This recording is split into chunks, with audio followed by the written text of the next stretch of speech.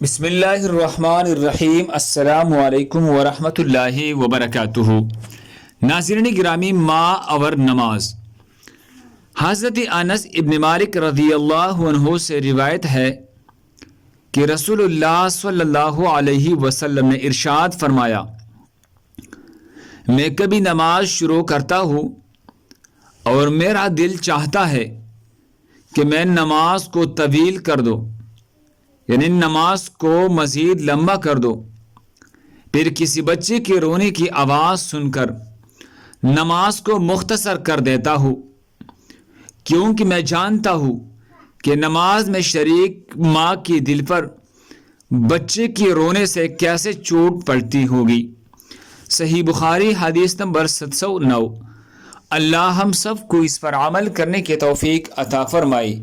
دوسری مسلمانوں کے فائدے کے لیے آگے ضرور شیئر کرے۔ جزاکم اللہ۔